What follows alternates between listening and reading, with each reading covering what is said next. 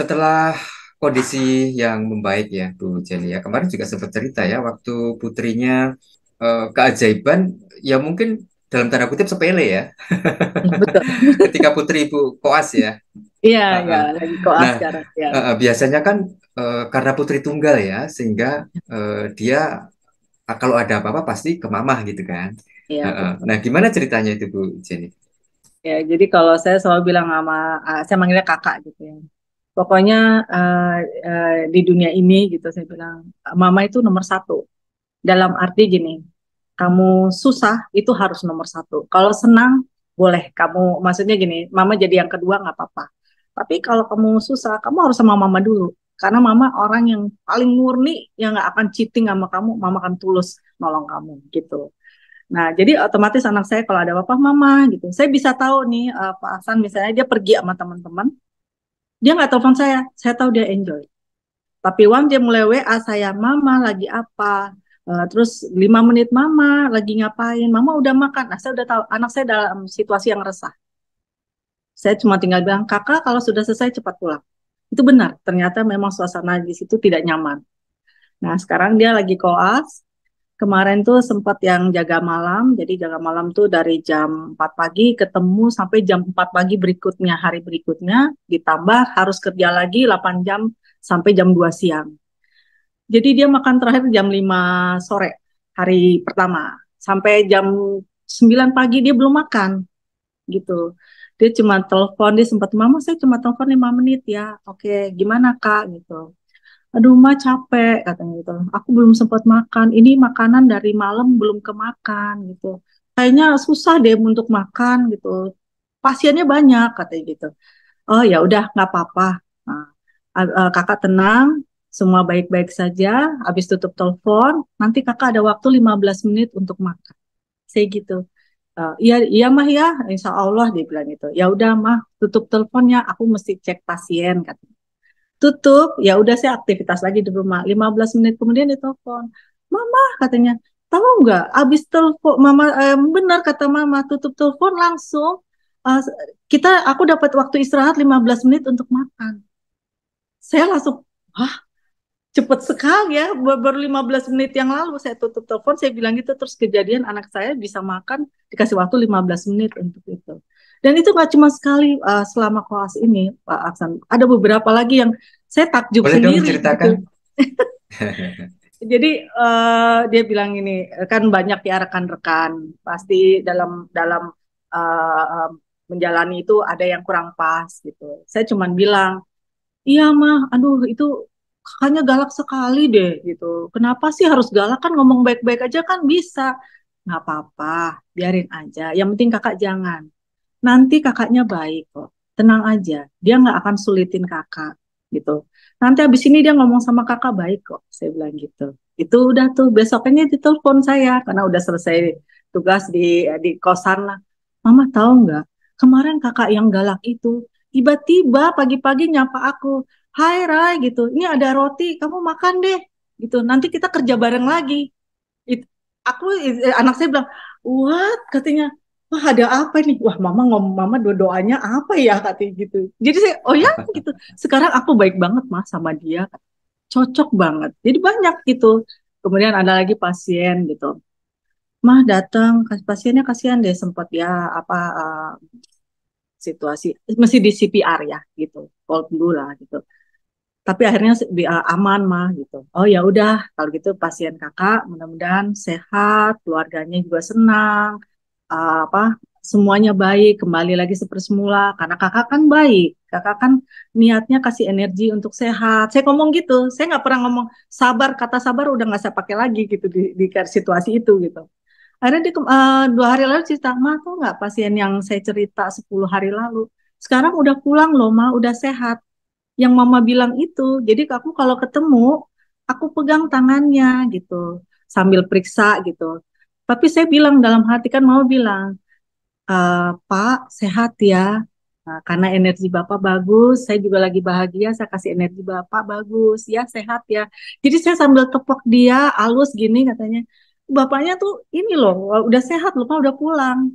Waktu mau pulang, Wow. saya ketemu sama keluarganya, dokter makasih ya, kata gitu. Aduh, kita Wah, mau keren ya. pulang, enak kayak gitu. Jadi saya jadi Wah, lebih wah, wah, wah, happy wah. gitu. Mm-mm. Jadi dia Wah, sekarang udah bisa kalau gitu. semua, wah andaikan ya semua dokter memiliki keyakinan yang sama, menempuh cara yang sama, melakukan hal yang sama seperti Mm. itu, memvibrasikan energinya, energi positif, eh, luar biasa ya.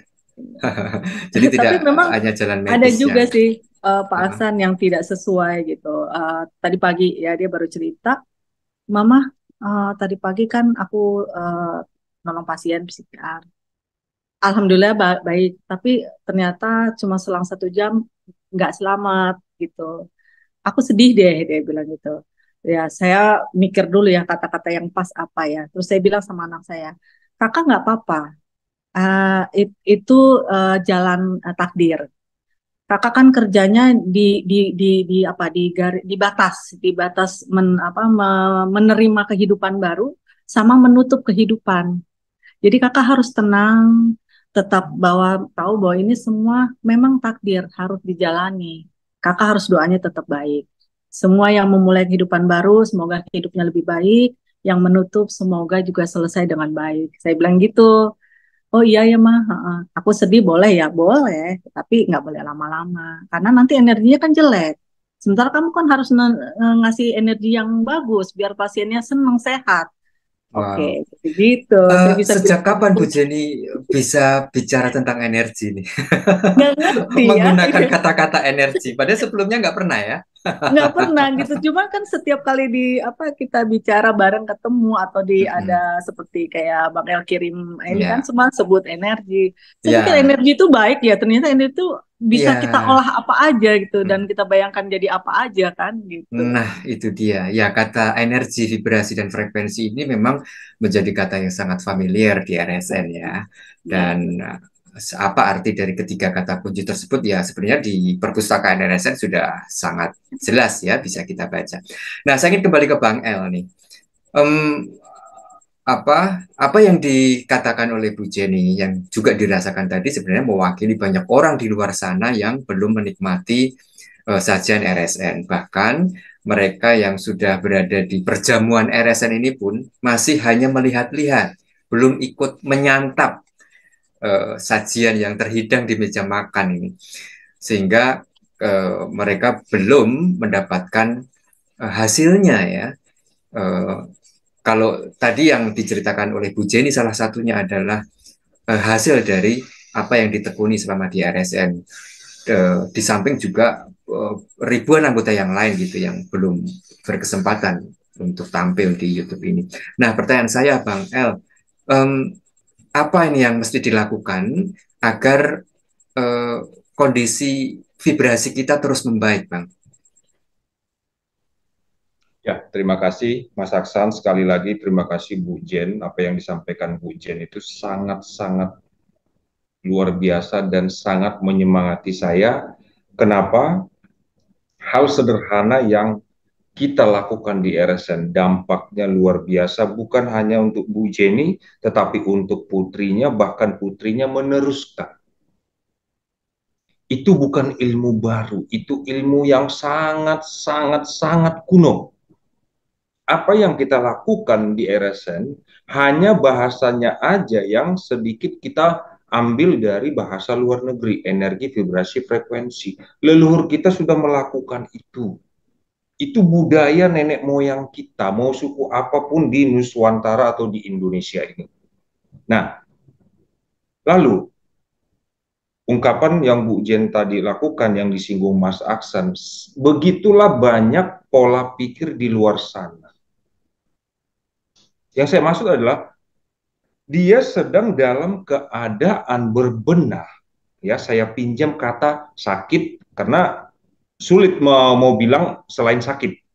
Lagi sakit, lagi terpuruk, sebenarnya bukan itu yang sedang dialami. Tetapi apa? Semesta Tuhan lewat berbagai macam keadaan sedang memposisikan kita untuk hening, diam, Berhentilah dengan kelelahan egomu mencari solusi di luar, karena solusi dari semua masalah-masalah yang kamu anggap masalah ada di dalammu. Dapat ya? Kata-kata yang saya gunakan yang kita anggap sebagai masalah. Pola pikir toh? Iya, kita anggap. Apakah ada masalah dalam hidup ini? Setelah saya menjalaninya, saya bilang apa? Ternyata 20 tahun air mata saya nggak ada apa-apanya dengan apa yang saya nikmati sekarang.